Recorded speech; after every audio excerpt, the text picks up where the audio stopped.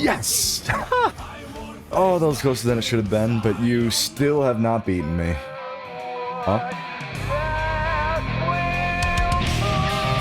That is bullshit blazing, still my heart is blazing. Fighting games are everywhere, and they're fun, because they give you the feeling of fighting against someone else without actually fighting them. Everyone has heard of fighting games, but not everyone's played them.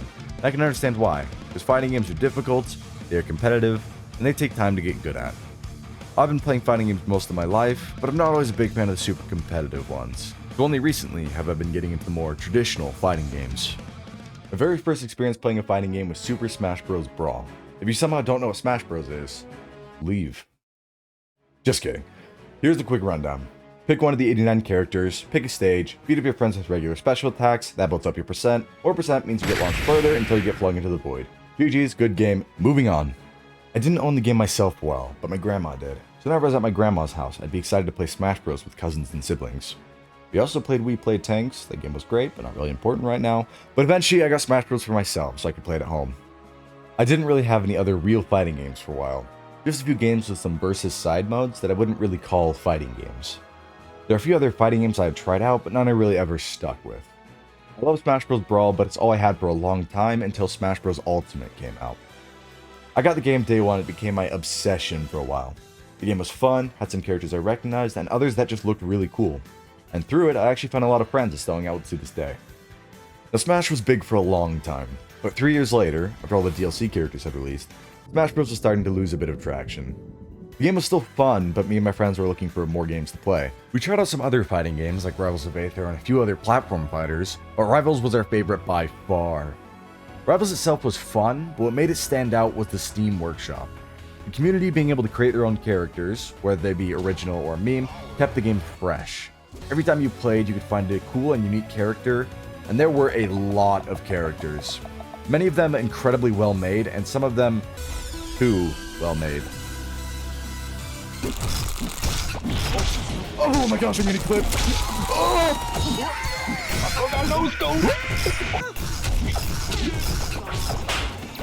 That slap sound effect was perfect. Yeah, this was definitely our generation's brain rot.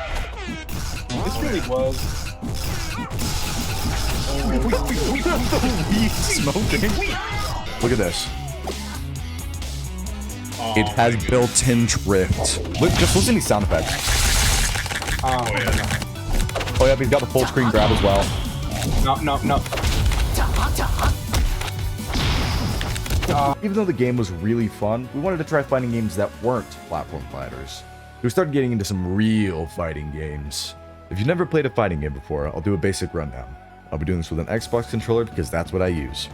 Most fighting games have 4 to 6 buttons. Pressing one of these with a direction or while you're jumping will have you do an attack.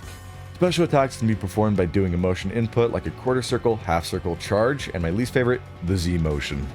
To block an attack, you hold back or down, and to get past the block, you can grab them if you're up close. Use all of these attacks to drop your opponent's health to 0, and you win. Now, this doesn't cover everything. Every game has its own special inputs, like the dust button for Guilty Gear, but that's the basic rundown. Now, the first fighting game I really got into was Guilty Gear. Specifically, Guilty Gear Exar, Rev 2. Bit of a mouthful. It was also a gift from a friend, so I mean, why not play it, right? How to do that? Hey, take this. Ha, balls. He also gave me Guilty Gear Accent Core Plus R, again with the names. But I was interested in that one. First things first, I had to decide who I wanted to play. I tried out Venom because he looked cool, but I just didn't like the way he played. Faust also seemed really fun, but I just couldn't understand what his deal was. There's a few other characters I also tried out, but I finally found my character in Potemkin. Big guy with big attacks, big damage, and the goal of getting close enough to grab them with the Potemkin Buster. That was the goal at least, but I was really bad. I couldn't do motion inputs. As much as I like Potemkin, I could never quite get into Guilty Gear until Strive. I learned some of the basics like how to block, the difference between blocking high and low. I also learned some basic motion inputs, but I didn't win very often. It's never my turn! Give me a turn! You can counter my projectile? Bro, this is Leo from Extra, dude. I would think it's your turn. Strive is when I really started learning what I was doing. Before I would just mash some buttons and do some quarter circles, but now I actually understood the moves. was against the idea of going to the training mode, so instead I just had my friends teach me as we played.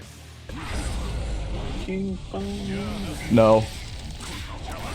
What? You can burst that?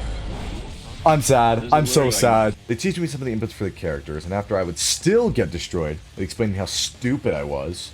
Just kidding. They're nuts about it. I would ask them, what was that flash there? And they'd explain to me what a Roman cancel was. A Roman cancel basically slows down time and cancels your moves so that way you can follow up. Or when I died while blocking, they would tell me how chip damage works, something called faultless defense that I could use to counter. And so I was steadily improving. Getting better with each game, and I actually started taking some matches. I also picked up some new characters in Zato, who I really only picked up because of Eddie. Soul, who is one of the more basic characters, he's still really cool. Faust went from serial killer to, this. And I tried picking up Nagoriyuki because out of every character, he is by far my favorite design. But I couldn't get the hang of him. He's still one of my favorites, his music's great, I just can't play him. What? Eventually I started to notice the kind of characters I'd gravitate towards. The characters' designs, how well I could understand the character, and how they just clicked. That's right, it's the tricky characters. Characters with tricky mix-ups, funny unexpected moves, maybe a bit of RNG, but all around you just need to adapt and improvise to get the most out of a situation you probably put yourself in. What, did you think I was going to say heavies? Yeah, that too, I guess. The tricky characters are always fun to me because you left your opponent and sometimes yourself guessing. You didn't always need the most sound strategies to win, you just needed to trick your opponent and maybe get a little bit lucky. Is that a pizza? Stop that! No, it's my favorite.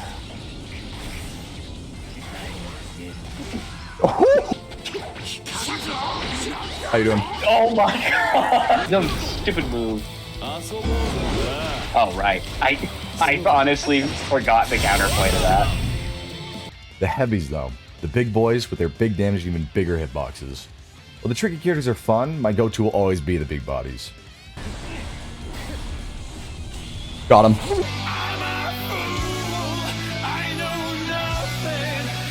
If you thought tricksters were funny, then you haven't seen what heavy characters can pull off. Heavenly technique. FDB.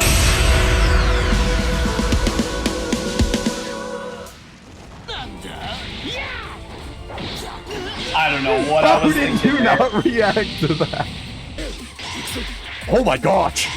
Come here! Dude, come here! You lunged with that thing.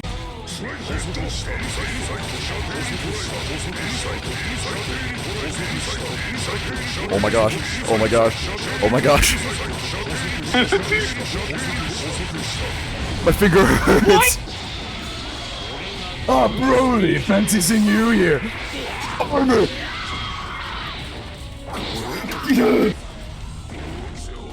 Yeah, that.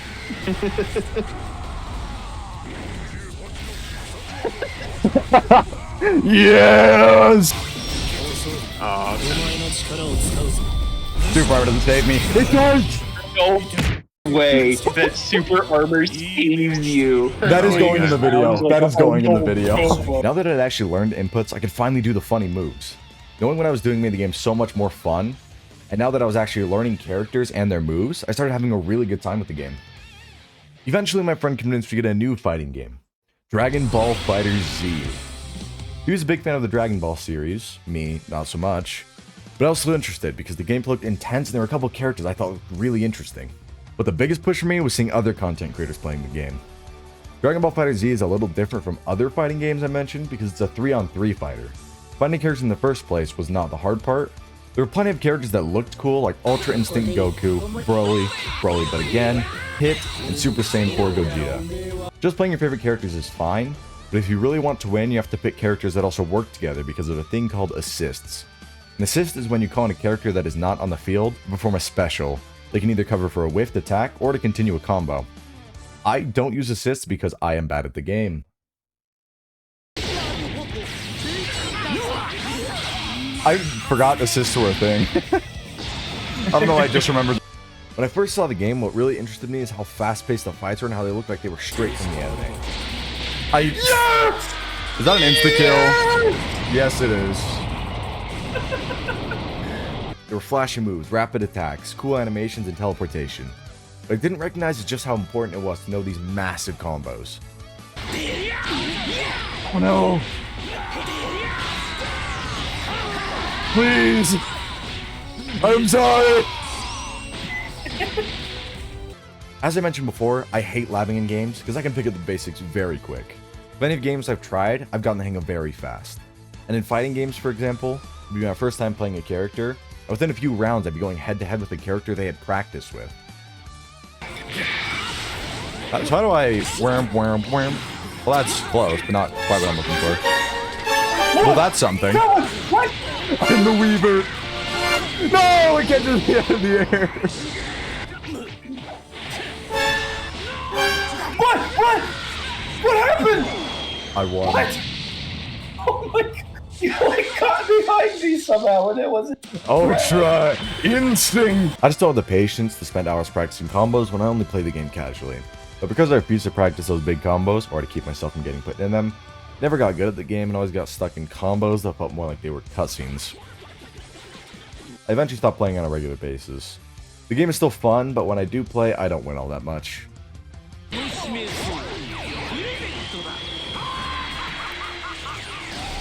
Hey. No! I thought you were doing.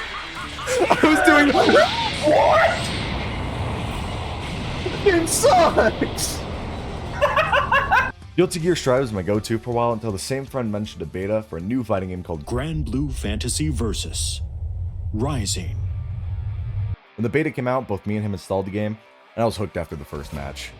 Normally, it's the characters in the game that bring me in, and you've seen how much I like the characters that are in Strive. Now, Granblue also has some good characters of its own, but the main reason I liked the game was its simple inputs.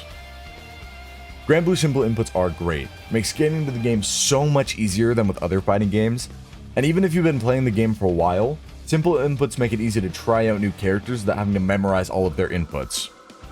There were plenty of characters I enjoyed, like the cool dudes with helmets or the absolute chads. Many of them had that aggressive push-through attack style that I enjoy, or had some tricky mix-ups or other attacks that hit really hard. Although I enjoy Granblue, I didn't stick with the game for too long. Every so often I'll still go back and play the game, like with the release of Vayne, but it is not one I play on the regular. Granblue is still a very fun game, and if you're ever to get into fighting games, I'd recommend Granblue as a first. Not only is there a free demo so you can try out the game, its simple inputs also let you learn the mechanics of the game without having to learn special inputs on top of that. I know fighting games aren't for everyone, but for a while I thought they weren't for me either. Fighting games are fun for a lot of reasons. Maybe you like finding new ways to outplay your opponent, maybe you're into long combos with high execution, maybe you like the cool moves. Or maybe you're like me, where you just play them to have a good time with friends. It can take a lot of practice and skill, but seeing the progress and growth, starting out barely knowing the controls and progressing all the way to hitting a massive combo, will always be a fun experience. Hey, it's the end of the video. Sorry it's been so long. Animation takes a long time, especially when I'm trying to make something this long with this high quality. If you made it this far, please let me know if you want to see more. I wanted to try some long form videos instead of just sticking to shorts. Maybe tell a few live stories, because I feel like that's where every YouTube animator starts. But I promise, the next one won't take nearly as long. I'd also really appreciate it if you did the general YouTube things and leave a comment. Let me know what you want to see. And one last thing, thanks again to my friend Jimmy's mom. He was a big part in getting me into fighting games and even helped me with the script of this video. So shout out to him. And that's all the notes I have written down. I will hopefully see you again in not too long.